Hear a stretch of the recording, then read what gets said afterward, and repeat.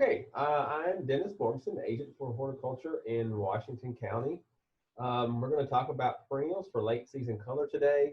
And some of you are probably like, well, that's not late season. But to me, anything when you get up into mid-August, that's considered late season for the perennial bed for me. So we're going to concentrate on getting things to bloom and plants that will go from, say, mid-August to till our freeze in sometime in October. So that's where we're going there. And some of these we're going to talk about.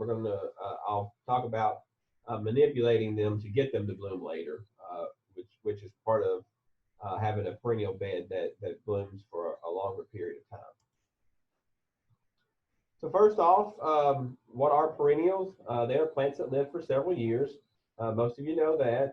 Some plants are perennials that may play out in 3 or 4 years. But for the most part, most of these are plants that are going to last several years. They're mostly herbaceous in nature, which just means that they're not woody plants. They don't come back from a woody stem. They multiply by seeds and increase in size of the parent plant. So a lot of perennials, we can let them seed and get seedlings, and we can also divide the parent plant that gets larger each season, and we can add more plants that way. Most of them grow from a crown, stolon, or rhizome. Most perennials, that's one of those three things is the way that they grow and way they reproduce by stolons and rhizomes. Some of them, most of them will have a crown at least. Some live for a few years, some for decades. I just mentioned that.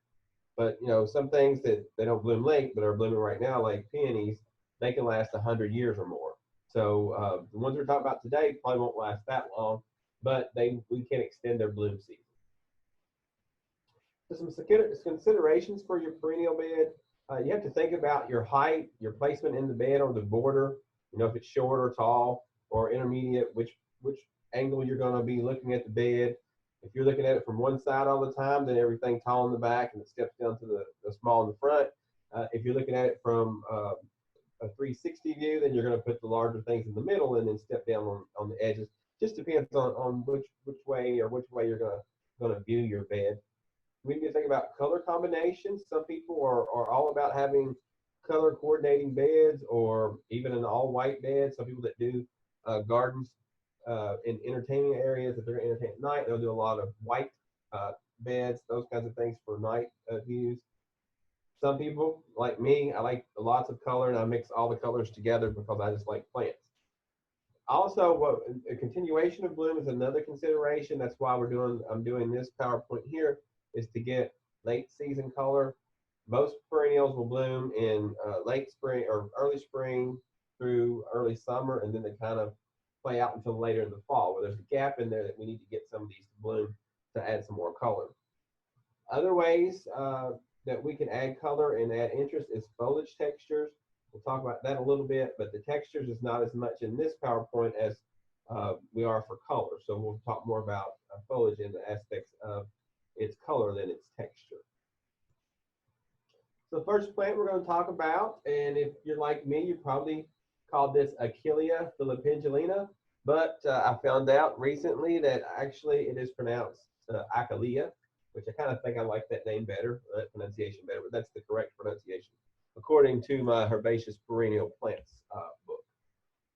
So this yarrow flowers in late spring to summer. So you're probably asking, well, why is it in this PowerPoint? Well, we can trim this back after flowering and get another late flush or maybe even two. So we can get this to rebloom up into August if we cut it back hard after its first flowering or even its second flowering. We can get more flower flushes. Now, it won't be as large a flush as the spring one, but you'll still get some more color out of that. This plant grows about 2 to 3 feet tall and wide. There are dwarf varieties out now as well that only get about 8 to 15 inches tall. I don't know of any pests on this plant. I've never seen anything really bothering the leaves or anything in my garden. It's a good border plant. It's good for cut flowers. You can dry this plant.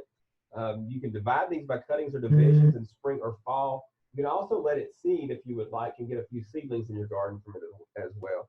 Some of the better varieties are Coronation Gold, Gold Coin Dwarf, and Goldie Moonshine. Again, you want to trim this back hard after that first big flush of flowers, and that way you'll get some reflushes, and you can get that to rebloom all the way up into fall. Another thing I like about this plant is we have the nice, this grayish foliage. There's also a color contrast in your perennial bed as well. And I will warn you, we're going to run through these pretty quick because I think that everyone wants to stay in that 30-minute range. And I've done this before, and it usually runs, even if I'm going fast, into the 40 minutes. So we're going to speed it up a little bit. So then we have Achillea millefolium, which comes in a lot more flowers than the Pendulina does, but you get a wider range of colors, grows about 2 feet tall, it's a little shorter, spreads faster. If it's in a good location, it can kind of become aggressive, so keep that in mind. If you've got a nice soil and you've got water where this plant can really actively take off, it will travel quite a bit. It does perform well in dry areas as well, and it's more behaved in a dry area. It kind of stays in its little clump that way. Lots of new varieties of these out there as well. We've got paprika. You can tell it. I think that's the lower left there. We have strawberry seduction, pomegranate, summer wine. There's a lot of new colors of these that came on the market recently as well. Again, this is another one that blooms in late spring, and then we can cut it back hard, and we can get multiple flushes of flowers off this too. And sometimes 3 to 4 flushes we can get. Again, the second and third flushes are not as prolific as the early one, but still we can get this plant to rebloom just by cutting it back hard. Agastaki, there's lots of these on the market as well. The older varieties like Blue Fortune and Golden Jubilee are probably the most resilient out of the bunch. These will bloom also in late spring, early summer, and they'll come back and do a rebloom if you cut these back hard. And when I say hard, I cut them to the ground and get a whole new flush of growth back up from that base. I really like Black Adder there because of the darker purple color. And I also like Golden Jubilee because you have the golden foliage, which even if you didn't have the flowers, you still have that chartreuse foliage to contrast with other plants in your garden. The two of those two at the bottom are newer varieties. There's Kudos Gold and Raspberry Summer. They're a lot shorter than those top three. And I've grown them. I grew them from seed. They're a really shorter plant. They don't rebloom as prolifically as the older, taller varieties. This plant performs very well in hot, dry areas. It's very good for our pollinators too. So if you want to make sure you've got some butterflies and bees and things coming in your garden, these plants, when they're in bloom, they'll be all over them. Then we have Amsonia hubrichtii, another one of those that blooms in early spring. So you're thinking, why you have this in the color PowerPoint? But this plant, its fall foliage color, to me, is worth more than those few blue flowers you get in the spring. This is a great plant. It's similar to some of the other species that's out there. The primary distinction, again, is this fine, feathery foliage that turns really that yellow gold color in the fall. It's really excellent. A lot of our perennials don't have a good fall color, but this one excels at that. It's a really nice plant. Does really well in hot, open areas. It's about 3 to 4 feet tall, and then also if you let that seed, it will send some few seedlings around your garden as well. So we have our aster species. There is numerous asters out on the market. This one, these are one of our last things that bloom in nature and in our flower gardens. They come in blues, violets, whites. They bloom in the summer and the fall, usually late summer all the way until a hard frost. Depending on your varieties, you can get them to ones that grow anywhere from 1 to 6 feet tall. Those tall varieties definitely need to be staked. Some of our native ones will get that tall quite easily, and they'll kind of lay over. So keep that in mind. If you want to those in your garden, you can do a couple things there to get them shorter.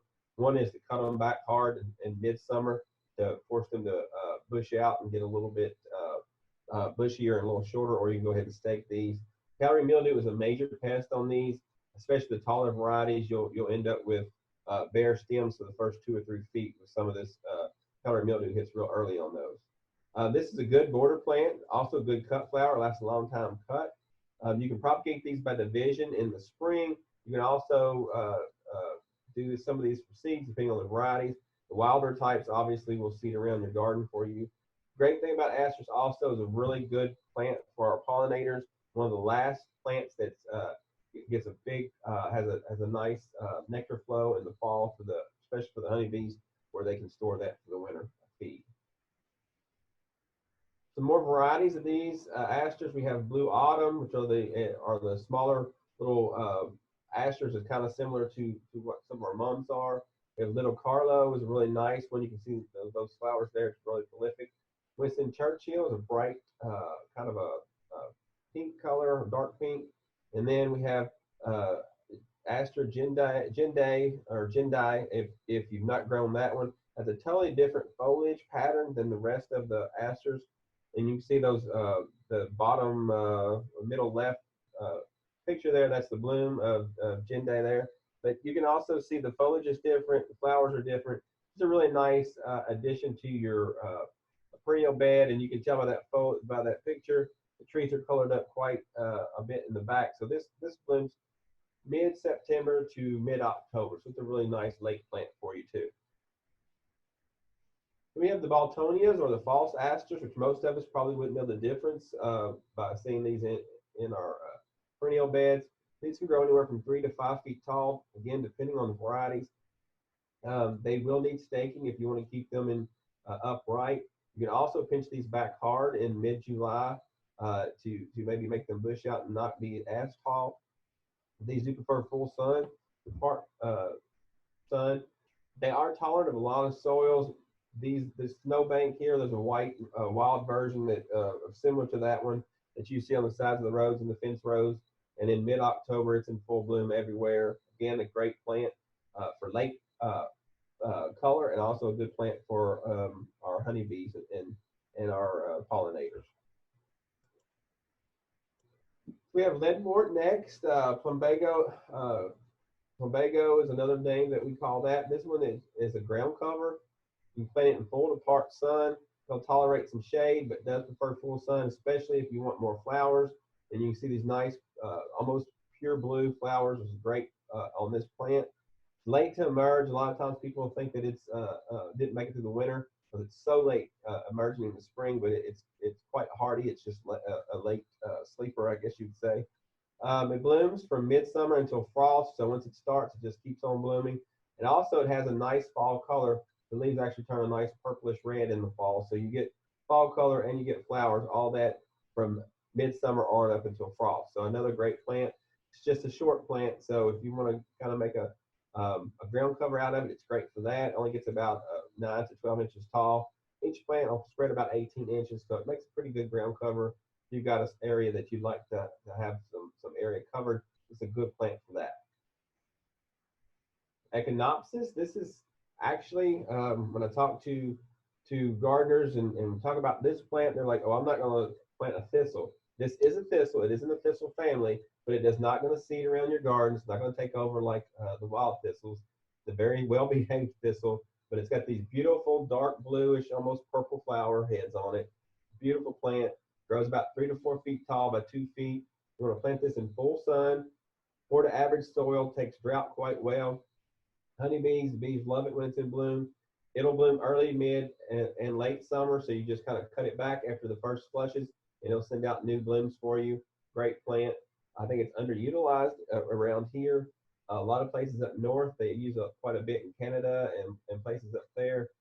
They have less access to perennials because the cold, a lot of them are not as hardy up in that area. So this plant is very hardy. It's very hardy for drought, very hardy for cold temperatures as well. Definitely should add this one to your flower or perennial bed. All right, so then we have the Heliopsises. There's so many of these out there, also known as tick seed. Depending on your species, whenever you'll get flowers, but many of these have varying plant heights, anywhere from just a few inches tall to 6 to 10 feet tall, depending on varieties. New colors are and all bloom for an extended period. You just cut these back after blooms. Most of these will come back and rebloom for you again. Some of the wilder types or closer to the wild types bloom later in the summer anyway, so you don't need to worry about pinching those or bedheading those to get reflushes like you do on some of the newer varieties. So it's best to go ahead and cut these back again hard after your spring bloom for a summer flowering, and then maybe even another time after that to get a later late summer into fall flower. It's best to divide, especially some of these varieties, the newer varieties, regularly to maintain the vigor. If not, they'll kind of play out on you. Some of the newer varieties, we have Cosmic Eye here, only gets about 1 foot to 20 inches tall. And you can see that flower there is really nice with the red center there. Creme Brulee, only 8 to 12 inches tall. And then we have Full Moon there, is 18 inches. These are relatively new varieties, but there's a lot of varieties of these out there on the market. Some of the ones you're probably familiar with is Jethro Tull there with the kind of rolled petals. And then we have some more new ones. We have the red satin, and these coreopsis, these different colors, have probably only been out in about 5 years, and they're coming out with new varieties all the time. I will say this though, these new varieties with these new colors like the reds and the pinks, it's kind of similar to what happened with the cone flowers. They're not quite as prolific and quite as hardy as the straight varieties are. So just keep that in mind. And probably the one that's most of you are familiar with down here on the far right is Moonbeam. It has a nice feathery foliage. So those are some that you can have in your garden. You can pinch these and cut these back hard to get reblooms on up into late season. I think for most of our perennials, and most people don't, is they're worried about cutting these back after their first big flushes of flower, thinking they're going to kill them, but not. These perennials, they need that hard cutting back to resprout and regrow and to come into another bloom cycle. So here we have the echinacea. I just mentioned coneflower. This is our coneflowers. You're all familiar with these. These usually bloom in early to midsummer anyway, but we get varied flower colors. Purple and the white are still the hardiest ones. A lot of varieties of those out there as well, but for my part, the older varieties, the first ones on the market, are still the most prolific. They'll still throw the most seeds, the most seedlings out than the new varieties where they've bred a lot of the color in, but they've bred a lot of the hardiness and vigor out of these plants. These plants can, depending on varieties, anywhere from 1 to 5 feet tall. The real only major pest, well, actually there's 2 major pests, but the major pest, probably powdery mildew. In some years it's bad, some years it's not. The other one is a disease called the aster yellows, which usually you just leave that plant and get rid of it. I should have put a picture of that in here where you give an idea, but basically your flowers go green and the plant just is not as prolific, doesn't grow as well.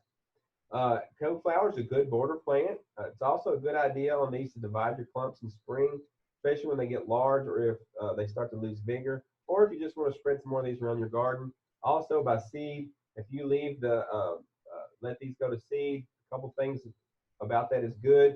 One thing's probably bad, but the good thing is whenever you let them go to seed, you're going to get seedlings in your garden, which you can move around and spread.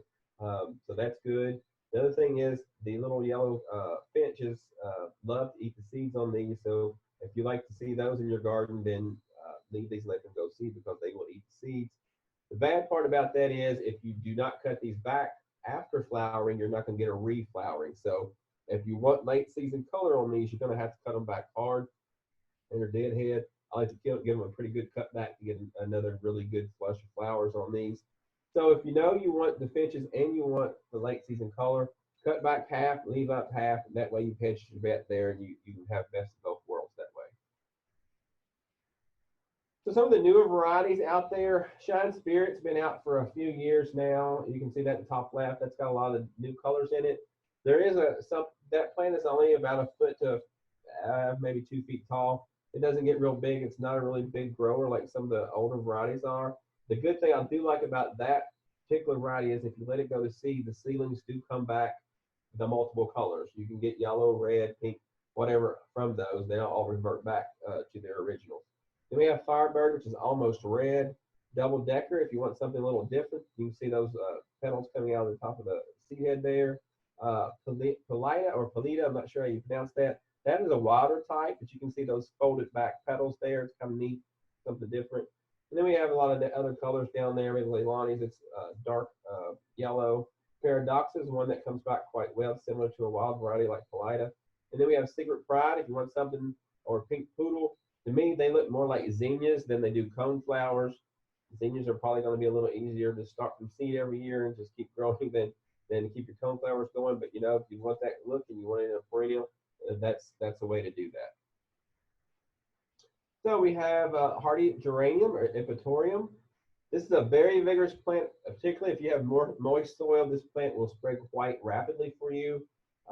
We do have a native hardy ageratum as well here, but this variety here is called Wayside. It's another one of those that flowers quite late. You can cut it back in summer to shorten and increase your flowering. Most of the time, though, around here, if you just let it grow, you're going to get a late, sometime early September flowering from this, maybe even a little bit later. If you cut it back, you're going to even move it back a little bit later than that, but it's totally up to you. If you want it really late, you'll cut it back in early summer and you'll get another or later flush of flowers. This one, because it spreads rapidly in good soil, may need dividing regularly, so just keep that in mind. Another thing about this, It's about the leadwort.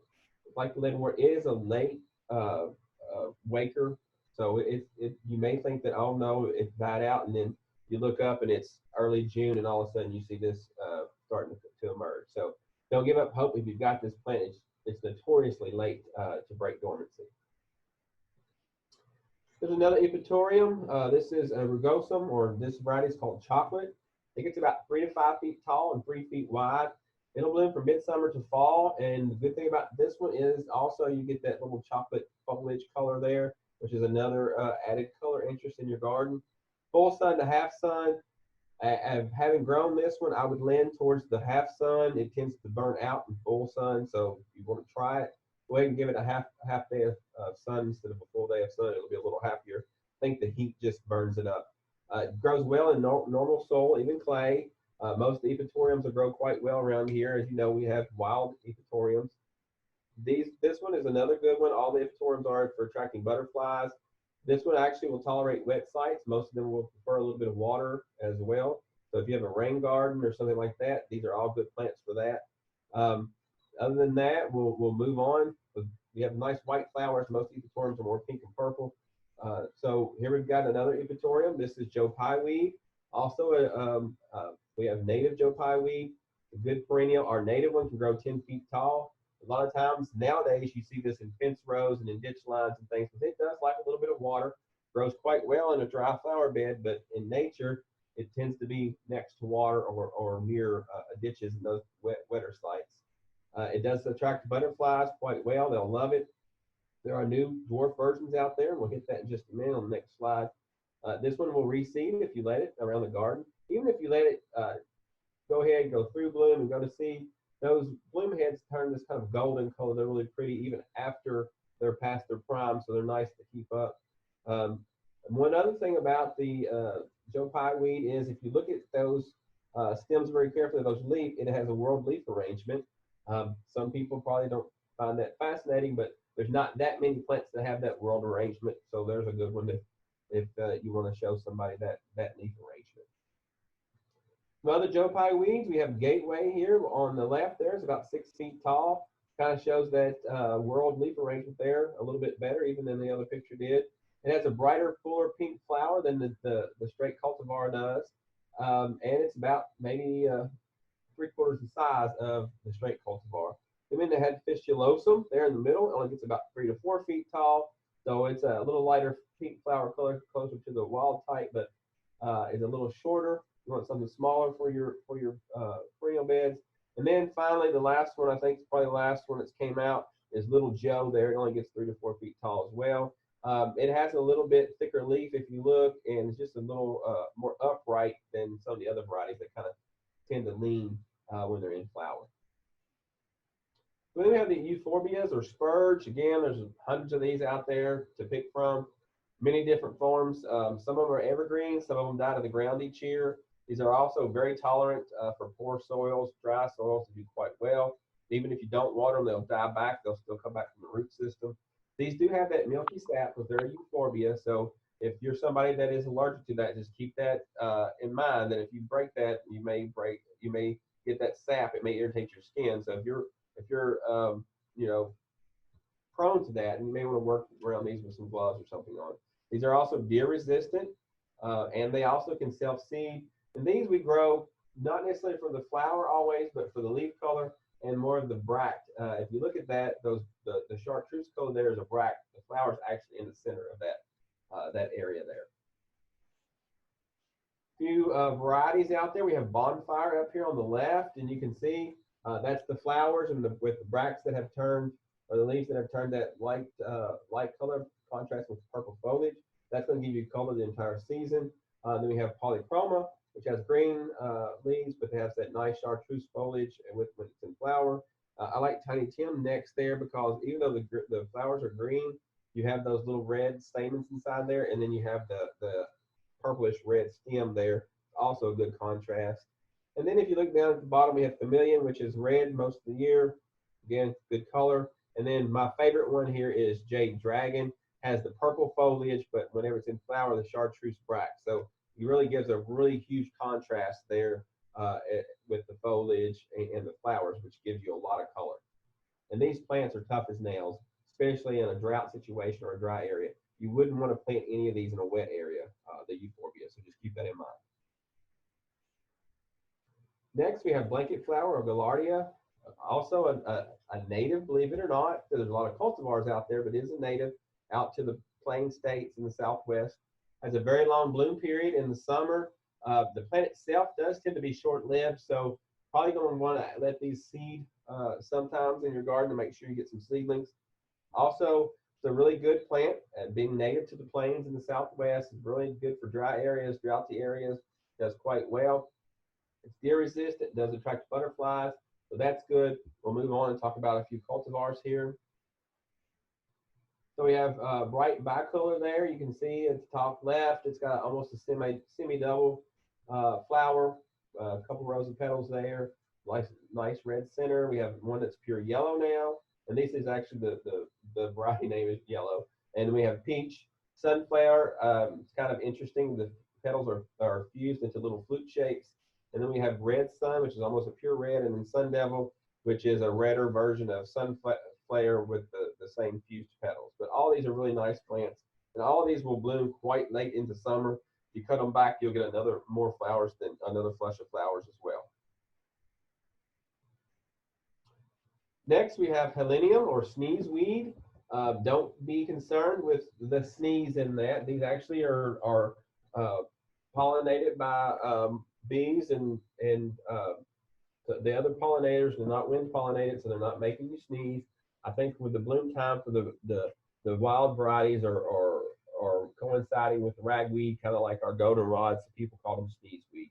It is a tall perennial. It is valued for its fall blooms. The older cultivars are quite tall, sometimes 6, 7, 8 feet tall. They grow in, they're coming mostly oranges and reds, but there's new shorter varieties out there now that they've bred some shortness in them.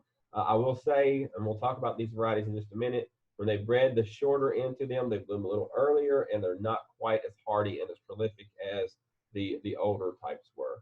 You do want to prune these in the summer or stake them. If you prune them back, you'll get a shorter, bushier plant. If you stake them, you're going to get a tall plant. Either way, you're going to get flowers. If you do prune it back, it's going to bloom a little bit later. The straight or the older cultivars bloom quite late anyway. The newer cultivars will bloom even in early summer. You may have to cut those back to get another later flowering of those. It's a very adaptable plant. It does tolerate most soil types. If you let it reseed, it can also reseed in your garden for you. Again, the older varieties, the newer varieties are not quite as well at that. So here's some of the newer varieties of sneezeweed. We have Mardi Gras there. It's a kind of a orange, more of an orange color. And you can see these plants are quite small. The straight cultivars will go 6, 7, 8 feet tall straight up and have all the flowers at the top. These new varieties are more bushy, more perennial bed friendly for us without having to do a lot of work. We have Moorheim Beauty there, which is kind of a almost like a tie-dyed with red and yellow. Autumnal is straight yellow. Double Troubles, more double petals, but you can see a lot of these out there. Even Tiny Dancer there kind of looks like a cone or a rudbeckia.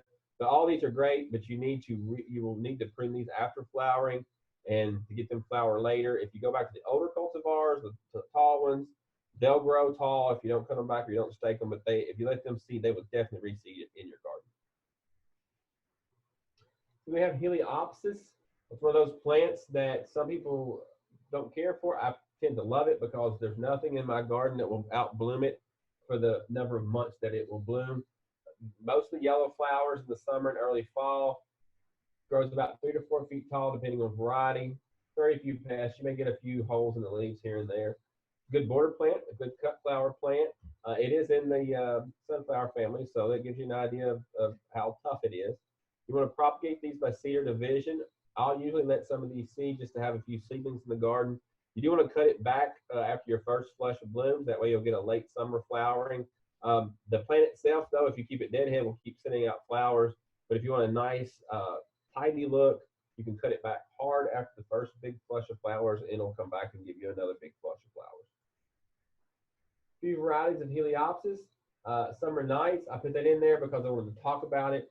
I love the concept of it. It has the chocolate foliage, colored foliage, nice yellow flowers. But this plant, compared to the original Heliopsis in the last picture, is by no comparison anywhere near as tough a plant. This plant played out in about 2 years, never really took off. Seemed to have trouble in full sun, even though these are plants that prefer full sun. It's pretty when it's in flower, but it's not anywhere going to persist anywhere like the other varieties are. We have Summer Sun there, which is a double, kind of almost a zinnia flowered type plant. Lemon Queen is really nice. It's almost a neon yellow color, which is great. And then we have Lorraine and Sunburst.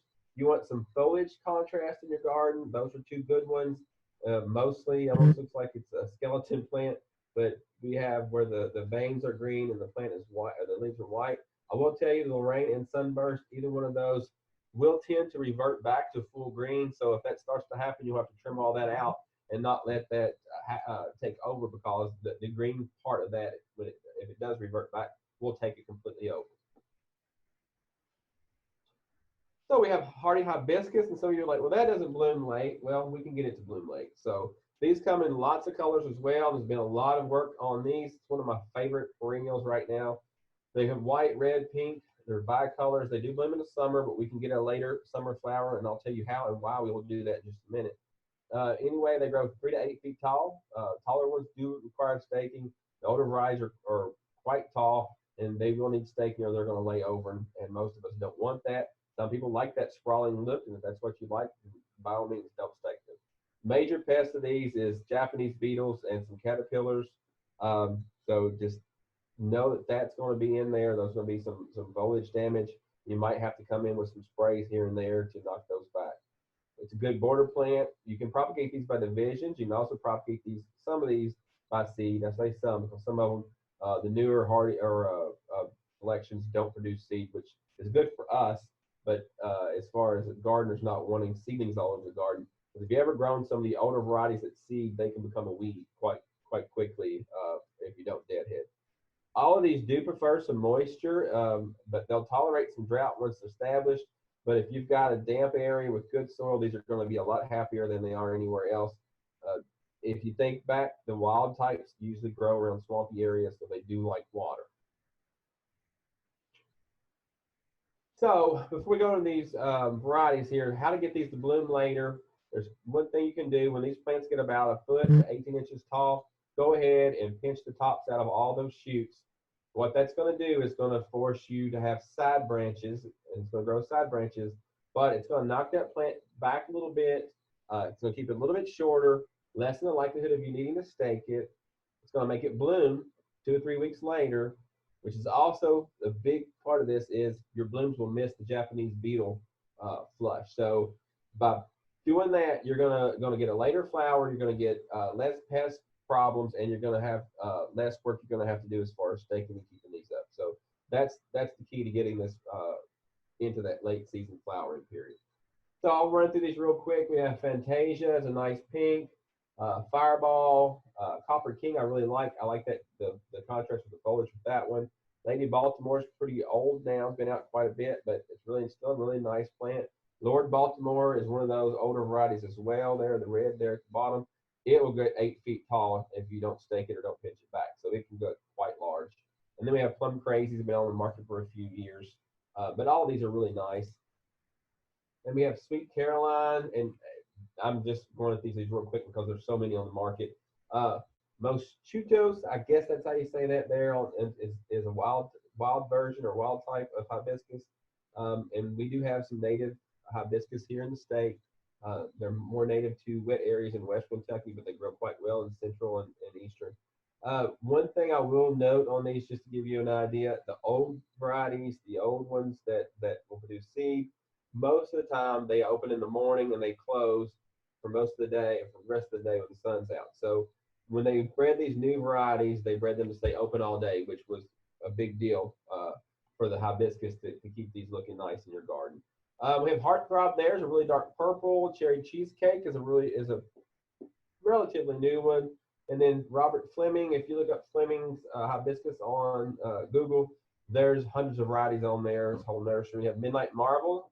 It has that dark, almost black foliage with red. And Summer Storm, which is my favorite of all these because you have pink flower with the red center and the dark foliage. So to me, that gives you, multiple color contrast there all in one plant.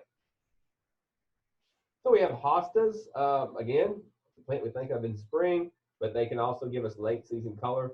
White and lavender flowers, you can see that there. Some of these grow quite large, 8 to 36 inches tall, depending on the varieties. Some of them even 4 or 5 feet tall, depending on the varieties. Empress Wu there can get quite large. Major pests basically is slugs, and lately there has been some foliage spot and things that can happen to these, which is pretty easily controlled with a few systemic fungicide sprays. We can propagate these by division, but as long as we can keep these leaves doing well, and if we plant these in shade where they belong and keep them watered, we can have color all the way until frost. And again, that's what we're looking for here, is just late season color. A few varieties, and these are some new ones. We have Coast to Coast, there's Chartreuse. Designer Jeans I really like because we have the chartreuse foliage, then we have the red stems, another contrast. Another one of my new favorites is Curly Fries there. You can see that lanceolate foliage there, and it almost looks like a little ponytail or something. I really like that plant as well. We have Etched Glass, which is kind of a stained glass look. And then, Woo La La, and then Blue Elf. And there's a lot of these. There's one called Mouse Ears now out there. It has really nice little bitty leaves, and there's a little plant. If you have a shade rock garden somewhere, that's a really nice plant to add in there as well. So then another one you wouldn't think about is bearded irises in a late season color PowerPoint. However, we have reblooming irises out there. I will admit some years the rebloom is better than others. Some years it's fantastic. Some years it's hit or miss, but they're still worth putting out there, hoping that we'll get some of that late color out of these. These come in all the different colors, like all the other bearded iris. You can get just about any color you want in these. They'll do their regular late or early spring, mid-spring bloom, large flush, just like the other varieties. However, these will give you a few flowers. I've seen them even send up a few flowers in the middle of summer, depending on the weather, and then they'll give you a few more flowers in the fall. We had a hot, dry summer, and then we had a cool, wet fall. A lot of times these will get a pretty good rebloom in the fall. Grow 2 to 4 feet tall. The main pest with any bearded iris is the Irish borer. Best way to stop that is to clean up all that debris out of your garden in the fall or winter. That way you don't have that extra debris in your bed come spring whenever the adult is out laying eggs. It's a good border plant. You can propagate these by division, just like all your other bearded irises, which is easy. This particular variety here is Constantina. I really like that pink flowers with the blue, the little blue beards there. Really neat plant. A few other ones out there. We have Double Your Fun. You can see the kind of a limey green petal there next to the lighter blue colors. I think with irises, each plant can put together multiple colors on a bloom, which is colors you wouldn't think would go together or even be possible for that plant to do, like Double Your Fun. We have Peach Jam there, which no bloom will ever look the same. Penny Lane, if you like orange, and then these are just 6 that I pulled off the web. There's hundreds of these out on the market. Red Hot Chili is really neat looking. Immortality is one that you see a lot as the white there. That's one of the first reblooming ones that was on the market. We have Violet Turner, but there's a lot more out there. Do a quick search on these, and you'll see that there's hundreds of these reblooming irises on the market now. Russian Sage, another tough as nails plant that was really popular probably in the early 90s.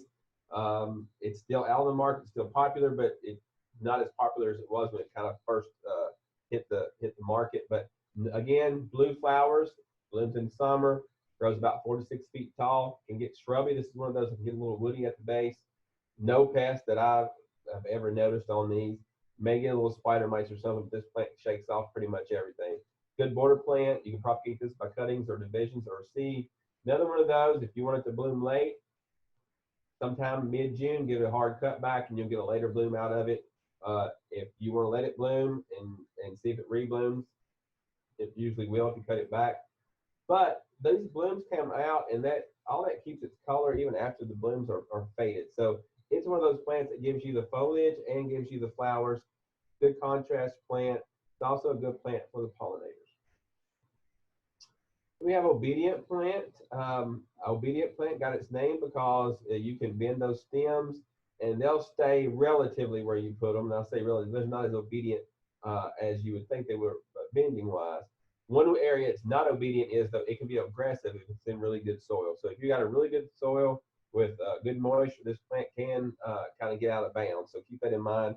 Does really it stays in bound in a poor site, which is where it's good if you want to plant something that maybe other plants are not quite done as well. This plant here will do pretty well in poor places. It is a native. You do have a pink variety, and you have a white variety out there. And we have Vivid down there is more of a darker pink than the pink manners. This tolerates moist areas. Like I said, it can be aggressive, though, but keep that in mind. It's also a good cut flower. This is a plant that's going to need dividing frequently if it's in decent soil to keep it in bounds. It's not weedy at all. It's not going to seed all of your garden, but once it gets started, the clump spreads quite rapidly. We have Rudbeckia or Black-Eyed Susan. This is Goldstrom's been on the market probably 30 years. You get yellow flowers in summer to fall. Another one of those that may play out by mid-July. Give it a hard cut back and it'll regrow and give you another flush of flowers. It's about 2 to 3 feet tall. Powdery mildew is the main problem, but again, you don't see that every year. It's hit or miss, depends on the season. Good border plant, good cut or meadow flower plant. Another one of those, if you let it seed, you can get a lot of seedlings out there. If you let it seed, you won't get a rebloom. Just keep that in mind. Or if you do, it won't be near as good as if you were to cut it back hard after flowering. You can propagate these by division or from seed. This also makes a good cut flower. It stays indoors quite a long time as a cut flower. A few Rudbeckia species out there, which again, you can spread that bloom season out with Rudbeckia just by picking varieties. We have Fulgita there, little gold stars, littler plant than Goldstrom. Maxima, I love that plant. Some people hate it. I love it. It is a native. It is actually native to Kentucky. It can get 8 feet tall, 9 feet tall. If it's in a really good spot. It went 8 feet in a poor spot for me, so I can imagine it'll grow quite well in your garden soil. But if you put it in a wet area, it does even better. You do get the foliage is really nice. You get the grayish foliage with that, and the leaves are a lot different than what most Rudbeckias are. And then you get those nice big flowers. I will tell you, once those flowers start the flower fades and you start to get a seed head there, these will tend to start to lay over. So you may have to stake this plant. No cutting back is going to keep it short and from not falling over. So just keep that in mind. You're probably going to have to stake this plant. Then we have Autumn Sun Rudbeckia down here, which is a late season color on its own. No need to cut back or anything. It does get quite large as well. Henry Eilers there is a neat little Rudbeckia with the little thin petals. And then we have Lancinata, which is also a native, also late blooming, but you can see those big old flowers on that plant. Gives you a neon color late in the season. So we have garden sage, another one of those that blooms in spring. We don't think about trying to get it to bloom later in the season, but it's easy to do. It's a good, reliable plant. It has a long bloom season in late spring. It does quite well in dry areas. If you like that aromatic foliage, some people don't like to smell it, some people do. If you do, then that's all the better. You cut it back hard after bloom, you'll get a second, smaller flush of bloom. And even if you cut it back after that, you'll get another flush of bloom. Now, it won't be the same big flush that you got in the spring, but it's still more color out in your perennial bed in the late season. Again, and also this plant wants full hot sun. A few varieties. We have Plumosa, which is totally different than the other varieties as far as the bloom pattern. It's still in a spike, but more of a rounded drumstick look. We have New Dimension Blue, which is dark blue. There's Marcus, May Night, you see quite often. Caradonna, I like that plant. It's a little taller than the other varieties, and you kind of get a two-tone effect on the buds and the flower actually open. And then we have Sensation Deep Rose and Swan Lake. Some of these will actually seed around your garden too if you let them. Like Caradonna will reseed and Swan Lake will reseed. All right, so some sedums. We have lots of sedums. This is stonecrop sedum. You can see it even by that flat, the difference in the colors there. We're not even growing these for the flowers necessarily. We're growing for the leaf colors. You can have yellow, orange, red flowers in the summer, but generally, again, we're growing for these foliages. These are only about 3 to 8 inches tall. These are little ground cover sedums, really good for rock gardens. Barely any pests. Can't even name a pest right off top of my head for these. Really good around rock gardens for edging. Really easy to propagate. Just pinch a piece off, stick it in the ground. You can have those. They spread, so they do make a good ground cover. But you can see the colors there that you can get out of just a flat of these. Then we move on to the showy sedums. They come in pink, red, white, lilac, all of these different colors. Most of them all bloom in late summer and early fall. 12 to 18 inches tall, depending on variety. Autumn Joy there was very popular. Came out, I guess, in the early 90s, maybe even earlier than that. It was really popular. Lots of other varieties out there now as well. Few pests. When it's in flower, when these sedums are in flower, though, you will have bees and flies and every kind of pollinator you can think of on these all at one time. They're really happy with these. You can propagate these by division or cuttings. Again, these are drought tolerant. One thing that you don't want to do with the sedums is put them in a wet area because they are succulent, so they will rot if you do that. So really nice for dry areas, and we'll keep them in that area. Some varieties, some newer varieties. I say newer. We have Autumn Charm. There's a light pink. They have a variegated foliage, which is another layer of color. Autumn Fire is a little more bright pink than Autumn Joy. I like Blade Runner here. If you look at that, the foliage is even a little bit different. It's got a kind of a cut edge to the leaf, dark purple foliage, and then Blue Spruce, a little shorter plant, almost like the stone crop. But if you look way at the base, the foliage is actually a blue color, and then it sends up these red spikes with these chartreuse flowers on top. Brilliant. It's kind of a neon pink. And Mural is another one of those little the stone crop looking types, but it's not. It's the showy sedum. Munstead Red's great. Dragon's Tongue's great. All these are great. Carl, I think, is probably a better selection than Autumn Joy now. If you like Autumn Joy and that the way it grows, you're probably going to like Carl a little bit better. A few other varieties out there. We won't talk about all of these, but I will say one of my favorites is Red Cali here, only because you have this nice purple stems with purple leaves, and then the flowers are almost pure red. So you get a double contrast there, and you don't get with some of these plants. I will also say about Red Cali is you will probably need to stake it.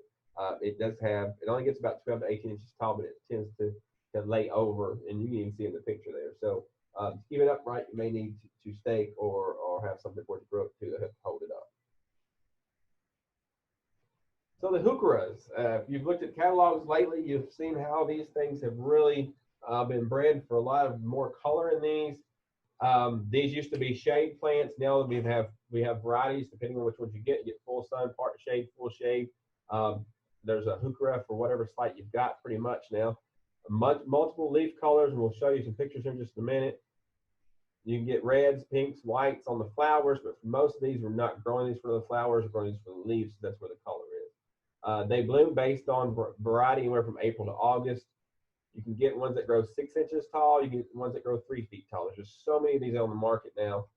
We'll go ahead and look at some of these. We have Appletini. And Appletini is one of those that actually does have really nice flowers that red contrasts well with the chartreuse foliage. We have Black Pearl, which is almost pure black. If you want that variety, that contrast in your garden, that's a great one. Wild Rose. Peachberry Ice is kind of a different color there. You can see that it's got the two-tone foliage effect. And Pretty Pistachio is kind of like Appletini with the chartreuse foliage, but you have pink flowers, which are really good. And then Silver Gumdrop at the bottom right there is really neat to have that frosted look to the foliage and their flowers are pretty nice on those as well. All right, so we're going to go on to Vernonia. If you're not familiar with Vernonia, you're probably familiar with the plant that it's a pasture weed. It's ironweed. Yes, our native ironweed is a Vernonia, and this Vernonia that we're talking about here was a selection out of the wild. There's several of them on the market now, but this one's called Southern Cross. It grows about 4 feet tall and wide. It grows quite well, as you would expect, in full sun. Average soil is a rugged native, just like our native ironweed is. This one, though, has nice little ferny foliage. You can see there and makes a nice little rounded, mounded plant with the little purple flowers all over. Other thing this plant that will not tolerate is consistently wet, but will tolerate rain garden situations. It is drought tolerant, and I will tell you, don't be discouraged by being called ironweed and being a native selection, because this plant, I've grown it for several years, and I've never gotten a seedling off of it in my garden. And I never deadheaded it. I let it go ahead and do its thing, let it seed, because I wanted some seedlings, but it does not, it is not prolific like the ironweed you see around here in the pastures. It's a much more subdued plant than that. Then we have Japanese anemones. These are the quintessential late fall bloomers, 2 to 4 feet tall. They do prefer full sun to half shade. I have noticed the ones I grow, they prefer late afternoon shade, especially when it's in the heat of summer. It's also tolerant of wet sites. They'll grow in normal clay or acidic soil, not picky at all. The hardest part about Japanese anemone is getting them when you first plant them, getting them established. But once they're established, they're prolific and they do great. Blooms in early to late fall. This is Pamina here, which is nice, kind of a hot pink flower. Some other varieties out on the market, and there's a bunch of new ones of these as well. We have Whirlwind is a nice white, Prince Henry pinks. Most of these are in the whites and the pinks and those shades thereabouts. So if you want a deep red or an orange or something like that, it's just not out there yet. So, but you have to admit those flowers are pretty nice, especially not a look that you expect to see in the fall with a fall blooming plant, but they are. Then we have the truly hardy chrysanthemums. We hear hardy mums when they're sold in the fall and all that, and we all know that most of the time they're not hardy. They tend to die out pretty quickly. Every once in a while, you'll have a variety that holds on quite well. These are the true hardy chrysanthemums. They're also loosely called Korean mums because they're native to that part of the world. They grow anywhere from 1 to 4 feet tall. The 4 feet tall ones, you're probably going to need to stake those. They grow in full sun, any kind of soil. They don't really care. The only thing they don't want is to stay consistently wet. So most any normal perennial bed that you've got, these are going to do well. They can be a little bit aggressive, so keep that in mind if you don't want to have to dig some pieces off of these. But they'll bloom early to mid fall. Mine will bloom. Usually they're still in full bloom by the time we have the first hard freeze. A few varieties of these. We have Venus, which again, all these are kind of in the pink ranges too. We have Samba or Samba. Maikio has more of a double flower like our hardy geraniums that we see at the garden centers.